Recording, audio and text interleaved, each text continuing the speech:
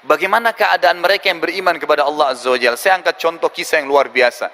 Ini kisah hampir semua pengajian saya selalu sampaikan untuk sebenarnya membakar iman saya sendiri gitu ya. Karena pengajian sebenarnya hakikatnya untuk para duat itu untuk diri mereka sendiri awalnya, baru kemudian untuk jemaahnya.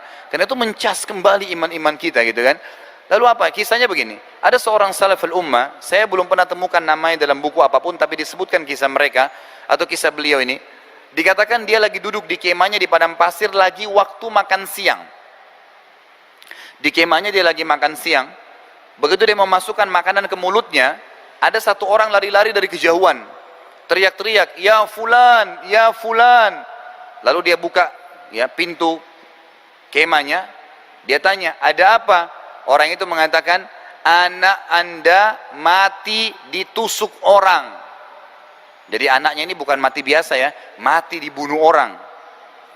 Orang ini persilakan tadi tamunya masuk, kemudian dia ambil tadi suapan makanan yang belum sempat dimasukkan, lalu dia makan. Yang bawa berita penasaran, "Ya fulan, anak Anda mati ditusuk orang." Dia langsung berhentikan tangannya dan dia mengatakan kalimat begini, "Inna lillahi wa inna ilaihi raji'un." Kami milik Allah, kami hanya akan kembali kepada Allah. Lalu dia masukkan makanan ke mulutnya. Ini berita anaknya mati ditusuk orang ya. Yang bawa berita penasaran lalu mengatakan, "Ya fulan, wallahi, demi Allah, saya lihat seseorang menusuk dada anakmu, keluar darah, mati." Orang ini tadi waktu habis sementara ngunyah makanan, diberhentiin kunyahnya lalu dia bilang begini, "Inna lillahi wa inna ilaihi raji'un." Kami milik Allah, kami akan kembali kepada Allah. Lalu diambil lagi suapan, dimasukkan ke mulutnya. Artinya tetap santai. Yang bawa berita penasaran, dia bilang apa? "Demi Allah wahai fulan, yang saya bayangkan makanan depan Anda ini Anda akan buang semuanya, Anda akan lari dan balas dendam kepada siapa yang bunuh anak Anda." Mungkin kalau kita di posisi orang ini sama, gitu kan? Bagaimana caranya anaknya dibunuh teman tetap santai? Apa jawaban dia? Perhatikan, orang yang beriman kepada Allah terbentuk karakter kebahagiaan selalu dalam hatinya, walaupun dalam keadaan musibah besar datang anaknya lagi dibunuh. Dia katakan apa? "Wahai saudaraku, kami adalah kaum sekelompok orang yang beriman tentang adanya Tuhan Allah, dan Allah Tuhan kami telah mengajarkan kepada kami kalau musibah datang, yang paling pertama adalah kami mengucapkan kalimat istirja. Inna lillahi wa inna ilaihi raji'un. Kami milik Allah, kami akan kembali kepada Allah." Dan saya sudah mengucapkan itu. Sedikit saya keluar dari kisah ini, ada sebuah hadis Nabi SAW yang berbunyi, siapa yang tertimpa musibah kemudian dia baca istirja, "Inna lillahi wa inna ilaihi raji'un," ditambah doanya, "Allahumma ajirni fi musibati wa akhlif li khairan minha," yang artinya kami milik Allah, kami akan kembali kepada Allah. Ya Allah, tolonglah saya dalam musibah saya ini dan gantikan saya yang lebih baik darinya. Kata Nabi SAW, kalau orang baca ini pasti ya, jaminan dari Nabi SAW akan diganti musibahnya menjadi kebahagiaan dan kesenangan. Kita kembali kepada kisah tadi. Orang ini mengatakan, "Saya sudah ucapkan kalimat istirja." Dan perhatikan ini ya, ini iman yang luar biasa dan akidah. "Dan anak saya mati ditusuk orang, itu dia mati karena ajalnya sudah datang. Kalau ajalnya belum datang, dikeroyokin dengan 1000 orang pun tidak akan mati." Siapa yang bisa meyakini ini? Orang yang beriman kepada Allah. Kalau tidak beriman tidak bisa. Kalau belum ajalnya tidak akan mati. Bahkan jemaah sekalian, saya keluar sedikit dari kisah ini, Anda perlu tahu bahwasanya segala sesuatu itu punya ajal, bukan cuma manusia. Apa itu ajal? Kalau saya bahasakan bahasa saya pribadi ya, tanggal expire. Bukan cuma obat, kita juga begitu. Ada seorang sahabat, pembantunya pernah pecahin piring, dia marah sama pembantunya. Lalu Nabi SAW dengar, Nabi SAW mengatakan kepada pemilik rumah tadi, yang punya piring dan pembantu itu mengatakan, Nabi SAW berkata padanya, "Jangan kau marah dengan pembantumu, karena piring yang dipecahkan oleh pembantumu itu punya ajal, sebagaimana kamu punya ajal. Kalau bukan pecah di tangannya, akan pecah di tanganmu. Semua punya ajal, semua punya tanggal expire. Nggak mungkin tidak. Kalau Anda naik mobil, naik motor, motornya pecah, nggak usah marah. Dalam Islam kalau terjadi musibah, istirja, kemudian cari jalan keluarnya. Langsung Sudah tinggal ditambal atau ganti ban baru. Nggak usah lagi dibahas kenapa terjadi atau marah-marah. Karena dengan marah-marah tetap tidak kembali lagi ban kita. Dan ajal bannya memang sudah sampai. Anda kalau beli kue, potong 2 kue, pisahkan piring yang terpisah, pastikan 2 hari kemudian ada yang lebih dulu rusak dari yang lainnya. Kenapa? Ajalnya sudah datang. Baju baru dibeli, disetrika hangus. Jangan usah marah. Memang sudah dasarnya ajalnya pakaian itu. Semua punya ajal. Apa yang dia katakan? Anak saya mati karena ajalnya sudah datang. Dan perhatikan kalimat terakhir yang luar biasa. Alasan kenapa tadi dia tetap makan. Dan Tuhan kami Allah memerintahkan kami untuk menghabiskan makanan ini. Nggak boleh dibuang, mubazir. Maka saya makan makanan ini, kemudian saya akan urus jenazah anak saya. Perhatikan bagaimana orang yang beriman pada Allah terbentuk menjadi karakter yang tahu mencari jalan keluar dan tetap bahagia. Tetap makan santai biasa. Karena dia tahu hukum-hukum yang harus dia lakukan. Bagaimana dia melalui proses kehidupan ini. Itu yang pertama. Contoh yang kedua. Waktu masih ada? Hah? Jam berapa? Baik. Kisah yang kedua adalah kisah seorang ulama tabi'in yang bernama Rabi' ibn Haytham. Rabi' ibn Haytham ini seorang ulama yang luar biasa. Saya kalau baca kisah beliau, terus terang tidak pernah bosan gitu. Hampir seluruh hidup beliau itu semuanya diisi dengan ketakwaan kepada Allah Azza wa Jal. Beliau adalah murid utamanya Abdullah bin Umar radhiyallahu anhuma, tabi'in yang masyhur. Di akhir hidup beliau kena stroke setengah badan, sebelah kiri badannya stroke. Ada muridnya 2 orang datang ke rumahnya bertamu. Jadi ada 4 kejadian di sini waktu itu. Datanglah muridnya, kemudian muridnya mengucapkan kalimat begini, 2 orang masuk, wahai imam. Kalau kita sekarang ustadz atau kiai, wahai imam, kami ingin bertanya, apa yang membentuk pribadi Anda sehingga Anda kalau berbicara selalu sesuatu yang bermanfaat? Kalau dia ucapkan kalimat nasihat, nanya kabar, gitu kan? Atau memang dia berzikir? Nggak ada yang lain. Jadi tidak pernah hardik orang, menghina, menggibah, memfitnah, nggak pernah. Selalu lisannya ngucapin sesuatu yang bermanfaat. Kalau bukan zikir, nanya kabarnya orang atau nasihat. Apa yang membentuk Anda sampai seperti ini?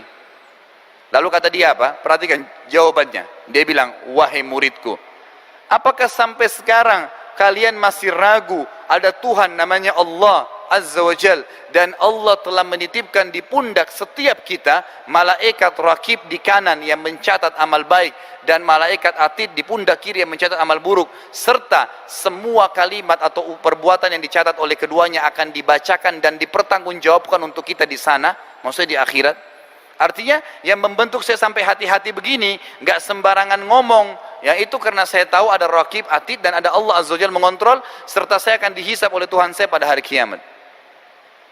Kejadian yang kedua, anaknya Rabi' ibn Haytham keluar dari kamar, dari dapur.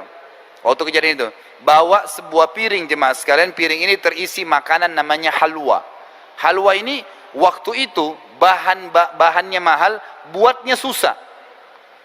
Dibawa keluar oleh anaknya, kemudian dikatakan, wahai ayahku, ibuku setengah mati membuat makanan ini, tolong makan. Ada alasannya. Ternyata Rabi' ibn Haytham ini saking tingginya, ya, waraknya, ya, warak itu tingkat kepekaan dalam masalah, ya, berhubungan dengan Allah Azza wa Jal. Jadi dia tidak pernah menghardik istrinya, nggak pernah bilang, kenapa kau masak ini, kenapa kau tidak masak ini, tidak pernah bicara seperti itu. Apa yang dihidangkan dimakan, bismillah, nggak pernah rewel gitu. Sampai istrinya malu dibuatin makanan mahal ini. Udah dikasih, dihidangkan.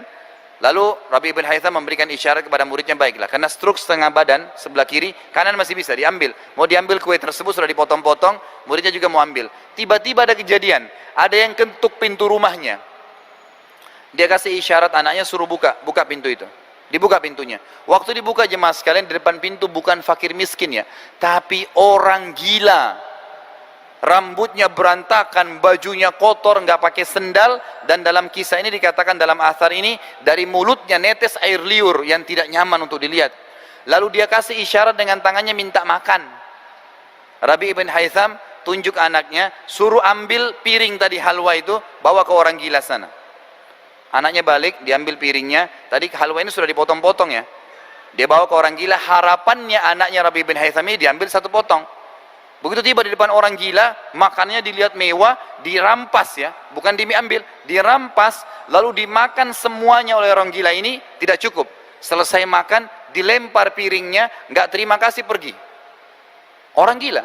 Kalau anda di posisi anaknya Rabi bin Haytham, apa yang anda akan lakukan gitu? Tapi orang gila, gitu kan? Baik, yang terjadi, ditutup pintu, piring diambil oleh anak Rabi bin Haytham, lalu dia kembali ke ayah, lalu dia mengatakan begini. Dan ini juga adab ya, anda sebagai anak biasakan kalau bicara dengan ayah anda atau orang tua anda selalu ikutkan dengan doa. Dia duduk, dia mengatakan, wahai ayahku, semoga Allah senantiasa menjaga anda. Jadi walaupun dia dalam kondisi mangkel, tapi dia tetap bilang begitu. Tadi ya ayah, ya minta-minta depan pintu orang gila, dia nggak tahu nilainya makanan yang sedang kita kasih. Garis bawahi kata-kata ini ya, dia tidak tahu nilainya makanan yang sedang kita kasih. Kalau tadi anda suruh saya ke dapur ambil roti, nasi, apa saja, pasti dia makan. Kenapa harus halwa yang ibu saya buat susah gitu, bahannya mahal, susah buatnya gitu.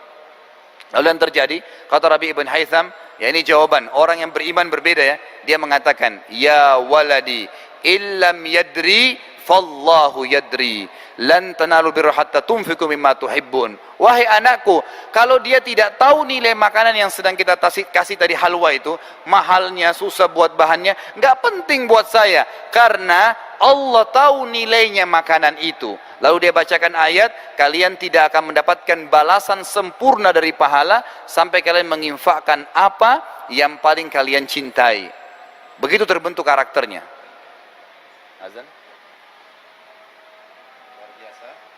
Baik, kisah Rabi' bin Haytham kita jeda dulu, nanti kita akan lanjut kembali. Dan mitra muslim, saatnya kita menyimak adzan isya untuk wilayah Surabaya dan sekitarnya. Pada saat Rabi' bin Haytham tadi selesai berhubungan atau menjawab masalah orang gila yang minta makanan, muridnya lalu berkata lagi, wahai imam, nasihati kami dalam hal ibadah. Apa saran anda dalam masalah ibadah untuk kami? Beliau mengucapkan satu kalimat, jemaah sekalian, yang kalimat ini kalau orang memahami dengan cara imania, itu luar biasa bobotnya. Beliau mengatakan saja, alaikum bil asrar. Apa itu? Rahasiakan amal ibadah kalian. Selesai. Kalimat ini bobotnya luar biasa gitu. Artinya, kalau memang mau terima pahalanya pada hari kiamat, sempurna pahalanya, bisa menjadi penyebab timbangan kita berat, bisa menyebabkan masuk ke dalam surga, maka ikhlaskan niat, sembunyikan. Kata ulama, salah satu penyebab utama daripada keikhlasan datang adalah merahasiakan ibadah. Berapa banyak orang subhanallah, badannya dikatakan, pada saat selesai sholat malam, kemudian pagi hari masuk kantor, pegel badan saya. Kenapa? Tadi malam tahajud. Ada orang, baru aja temannya ngomong, kayaknya hari Senin nanti saya mau puasa. Oh, saya sudah 2 tahun, 3 tahun puasa Senin Kamis. Kalau anda niatnya memang ibadah untuk dipuji oleh orang, nggak usah repot-repot pagi-pagi, malam-malam sholat, kemudian pagi, kemudian ceritain di kantor, nggak usah. Ambil sejadah, ketuk rumahnya orang itu jam 2 malam, lalu tebar sejadahnya, saya mau sholat tahajud, lihat. Begitu, ya apa bedanya? Dan ini sekaligus saya ingatkan, mudah-mudahan ini menjadi nasihat. Tolong sekali lagi, saya tadi lupa sampaikan di awal, kalau ada sesuatu yang saya sampaikan nanti di sini dalam bentuk nasihat, saya tidak pernah niatnya ingin menyinggung siapapun. Niat saya lillahi ta'ala ingin memberikan nasihat, mudah-mudahan ini bisa memperbaiki apa yang keliru dari perilaku kita. Di Indonesia ini karena sekarang berhubungan dengan musim haji, sudah menjadi tradisi kita, itu kalau pergi haji mengadakan acara walimatus safar. Pertama, dari sisi kosakata jemaah sekalian, walima itu dalam hukum syar'i kita hanya dipakai untuk acara perkawinan. Belum pernah ada dalil dalam syar'i kita, dalam hadis Nabi SAW, bahwasanya walima dipakai untuk istilah yang lain. Memang untuk acara perkawinan. Tapi kita membuat acara, maka dibuatlah istilah walimah. Penggunaan kosakata bahasa Arabnya sudah salah, tambah lagi safar supaya dikatakan benar. Sekarang saya tanya, banyak jemaah haji saya, itu kalau mau berangkat saya tanya, untuk apa Bapak Ibu adakan walimah safar? Oh, untuk minta maaf Ustaz sama orang-orang. Baik, saya jawab, minta maaf itu dalam Islam diperintahkan sepanjang tahun, bukan pada saat mau haji. Oh, supaya saya didoakan Ustaz sama orang-orang. Salah. Anda yang mau ibadah pergi haji, Anda yang doakan orang. Kok terbalik minta didoain gitu?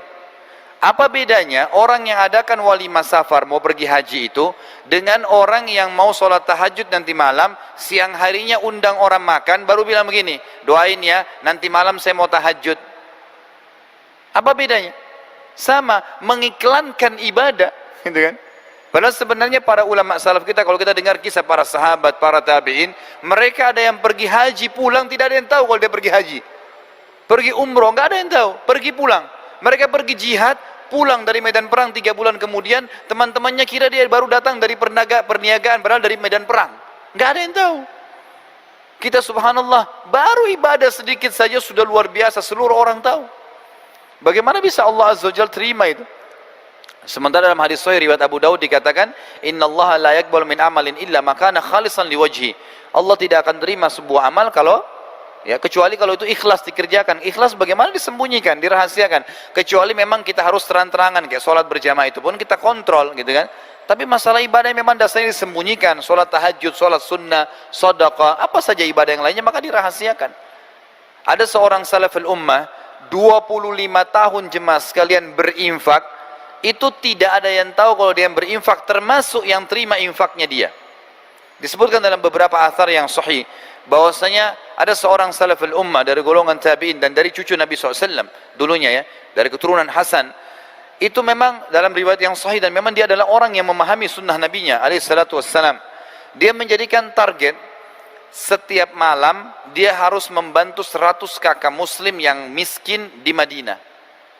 Habis sholat tahajud, sebelum ke masjid sholat subuh, dibungkus gandum sekilo-sekilo sampai 100 kilo, ditaruh di karung besar, lalu dipikul naik kuda, ditaruh di rumahnya orang-orang miskin yang jadi target. Taruh, tinggalkan. Tidak diketuk ya, ini dari saya, enggak, taruh ditinggalin. 25 tahun orang yang terima infaknya itu tidak tahu kalau dia yang kasih gitu. Saking jaga keikhlasannya luar biasa. Kapan ketahuan? Pada saat dia mati, waktu dia meninggal dunia, gitu kan, baru ketahuan, karena bantuan itu berhenti pada saat dia meninggal, dan pada saat jenazahnya dimandikan, di pundak sebelah kanannya ada bekas warna hitam karena sering pikul barang berat. Orang lain lagi di antara salaful ummah, ada yang puasa Senin Kamis, bukan nggak boleh sampaikan ke istri ya, tapi dia ini pribadi dia berijtihad, dia puasa Senin Kamis dari awal nikah sampai 20 tahun, istrinya nggak tahu kalau dia puasa Senin Kamis.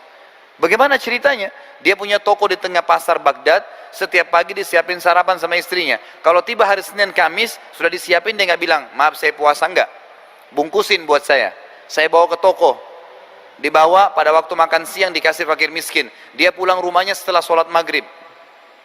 20 tahun dia puasa Senin Kamis, istrinya nggak tahu gitu. Itu bagaimana mereka pekahnya menjaga amal ibadah gitu. Bagaimana dengan kita subhanallah yang baru 2 tahun puasa Senin Kamis, mungkin baru infak ke yayasan 1 juta, sudah seluruh dunia tahu infak itu. Maka nasihat Rabi' bin Haytham luar biasa, beliau mengatakan, alaikum bil asrar, rahasiakan amal solehmu, selesai. Lalu kejadian yang keempat jemaah sekalian, waktu itu ya, pas azan duhur. Ini bagi anda yang masih malas ke masjid, terutama laki-laki, ambil pelajaran dari kejadian ini, luar biasa gitu. Orang ini stroke setengah badan. Dia dengar azan duhur, dia kasih isyarat anaknya, suruh nopang badannya yang stroke sebelah kiri itu. Datang anaknya ditopang. Muridnya bilang, waktu saya lihat dia ditopang, dia kasih isyarat anaknya minta diantar masjid, sholat berjamaah. Stroke setengah badan nih. Muridnya bilang, saya datang ke sisi kanannya, menopang tangan kanannya. Lalu saya bisikin kalimat, saya bilang, wahai imam. Muridnya bilang kepada gurunya, wahai imam, anda punya uzur secara syar'i, boleh sholat di rumah. Udah stroke, silakan sholat di rumah gitu. Apa jawaban dia? Wahai muridku, dengan tegas dan jelas, wahai muridku, aku mendengar muadzin mengucapkan kalimat hayya 'alas shalah, ayo sholat, hayya 'alal falah, ayo menuju kepada kemenangan, lalu aku sholat di rumahku, demi Allah aku akan datangi panggilan Allah itu walaupun harus merangkak.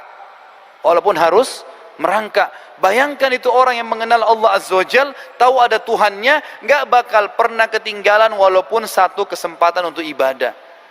Kita subhanallah punya kesehatan, punya kekuatan, punya kendaraan. Alasan masjid jauh, alasan nanti sholat di rumah berjamaah sama keluarga, Nabi SAW tidak contohkan itu, saudaraku. Nabi SAW tidak pernah, ataupun dalam riwayat dikatakan sholat wajib di rumahnya. Sampai beliau waktu sempat mau meninggal, sebelum meninggal begitu dengarkan iqamah dan menyuruh Abu Bakar untuk menjadi imam, beliau kemudian berdiri, kemudian keluar ke masjid, berdiri di sebelah Abu Bakar radhiyallahu anhu. Tetap sholat berjamaah dalam kondisi sudah mau meninggal, gitu kan. Begitu keadaan orang-orang yang beriman kepada Allah Azza wa Jalla.